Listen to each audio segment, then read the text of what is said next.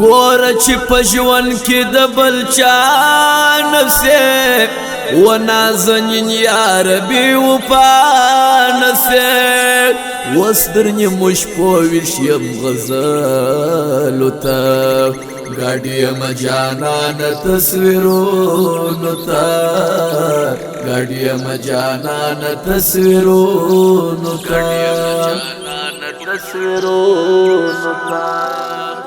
ستا سجلا یار زل وخت یم ډېر ګیلمن یار له خپل بخت یم راسه که راځې اخر دیدار لره زه مړ کېږم راسه زکندان لره زه مړ کېږم راسه سکندان لره غم ته مې په زړه کې ځای ورکړی دی زما ماشوم زړګی زخمي کړی دی و د سترګو توره چې نظر نسې دود کس بلنی چې په خطر نسې دود کس بلنی چې په خطر نسې کلی بدګمان دی بیا نادرځم ستا د زړه د پاره به په شپه درځم ستا چې مبارک صدا رکیب تا ته زه به د بل یار جوړ کم ترتیب ځان ته زه به د بل یار جوړ کم ترتیب ځان ته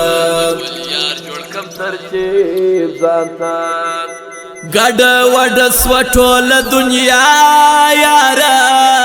څنګه څوک اعتبار وکې په چا یاره ما ورته یارانو چاته مه وایه پټ به سره ګرانو چاته مه وایه پټ به سره ګرانو چاته مه وایه تا به هېرومه بې وفا یاره ژوند به ځان ته تېر کړمه تنها یاره دا د ژمي شپې او جدایي ګوره بې له تا مې سخته زندګي ګوره بې له تا مې سخته زندګي ګوره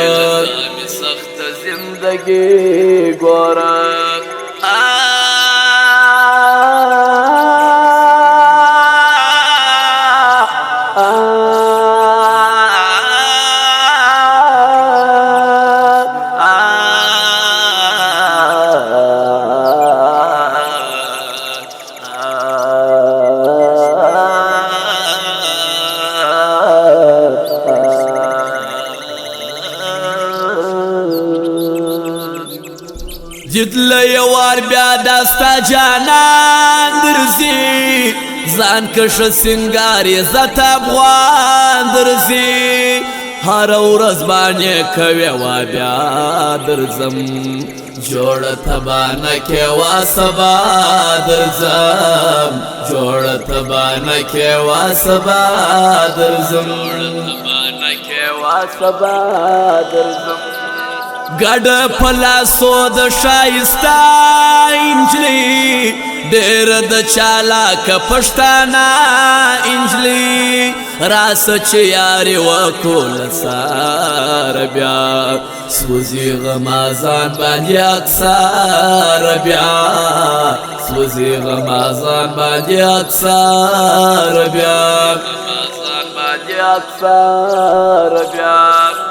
روحانو مشهوره په کندهار کې دی د پایو استاد په ټوله ښار کې دی دا پیر ملنګو غمو وژلی دی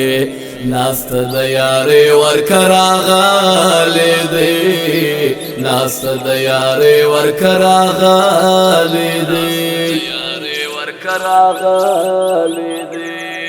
دا پیر ملنګو ستا سوپا غواړي کله یارانه اوس د بل چا غواړي ولې ته کوې تورې جامې یاره ټوله شوکان په اور سوځوي یاره ټوله شوکان په اور سوځوي یاره